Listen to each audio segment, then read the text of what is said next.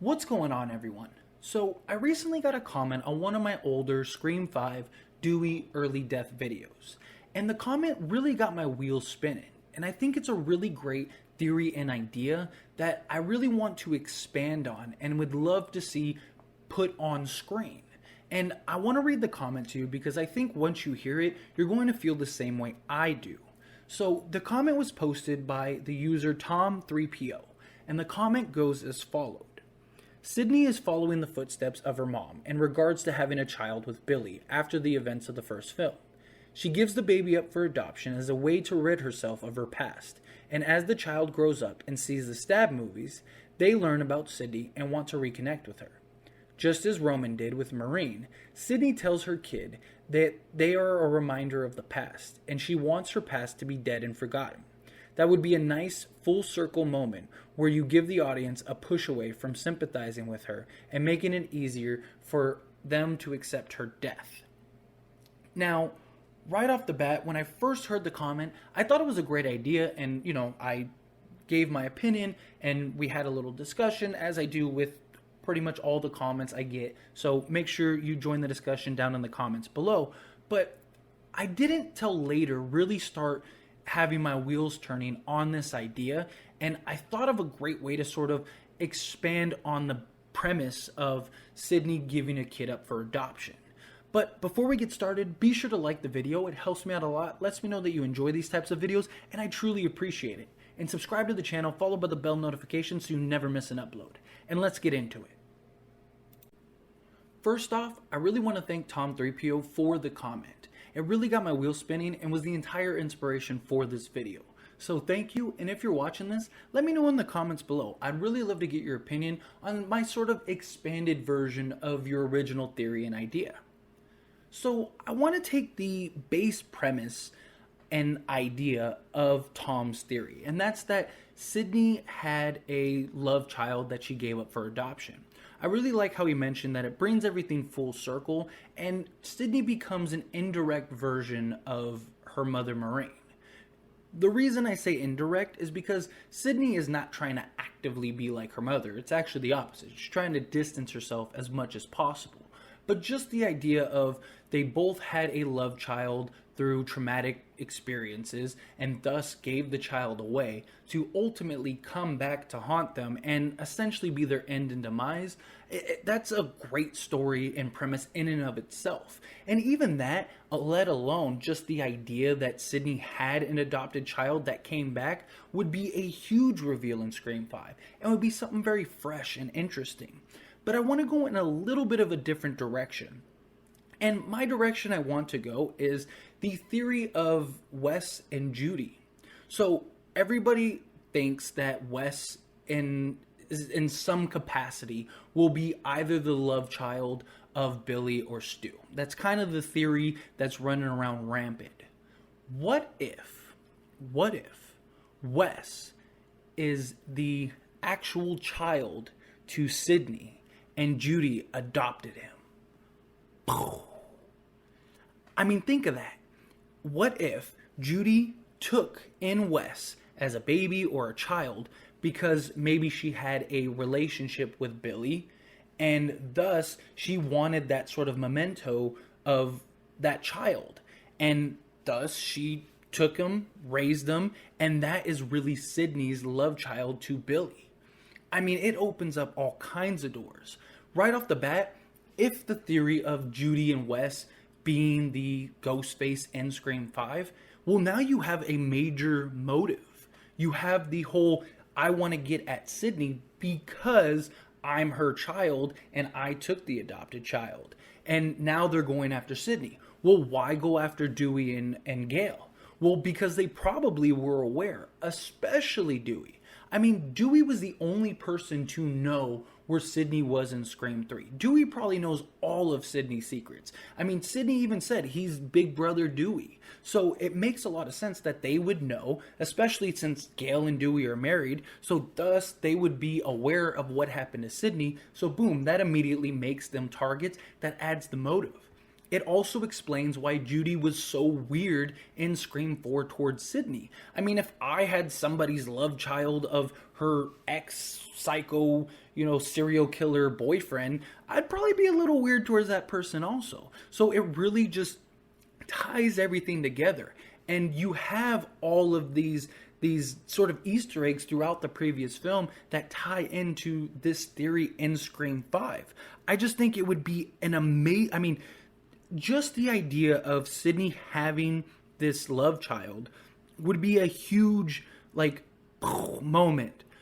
Add in the fact that Judy adopted this child and raised this child, and she's sort of kept this secret this whole time. I mean, you're talking head exploding type reveal. I mean, that would be fresh. It would be epic. It would be out of the box. It would be something completely different outside of the same old, same old. I mean, we had the directors and producers say flat out that they wanted to take chances. They wanted to take risks. They wanted to do things slightly different. Yes, they want to maintain Wes's legacy. Yes, they want to maintain, Scream as a whole and that sort of reveal and just base that is already built for the franchise. All of this does that. It brings all of the films full circle. It adds that little homage to the previous films. It adds in a major plot point for the main character that is Scream, and it paints an entire new picture and new light on everything. And so much starts to add up when you really think about it. I mean, we know that Sidney and Billy had sex in Scream 1. Chances are it was unprotected, so it makes sense that she would have a kid. She would give the kid up for adoption and go to Windsor College to get away and just forget about it. And then, boom, the tragic events that happen in Scream 2 lead into Scream 3, and she has a breakdown for over everything. I mean, even the original story for Scream 3 was supposed to deal with her anxiety and her sort of mental health. And what happened in Scream 3? Her sort of visions and fears were her mother, Maureen. What if the reason she was seeing her mother everywhere was because of the guilt she had because she left this child behind, because she felt that she became her mother? What if she felt that, all of the events that happened made her be her mother? I mean, so many pieces to this puzzle make so much sense. Again, it brings everything full circle, and it's almost like too good of a story, at least in my opinion. I think it's too, you're just there's no, that is amazing. I really feel like it is a great story, a great premise. Having Wes be the child to Sidney that Judy just took and adopted because of Billy.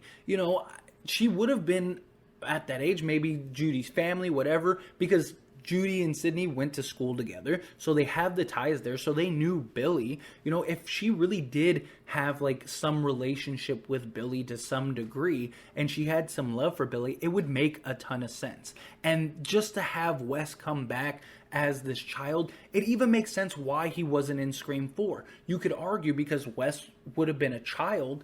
Maybe when Judy found out that Sidney was returning to Woodsboro for the book signing, she sent the kid away for the week or the month or whatever.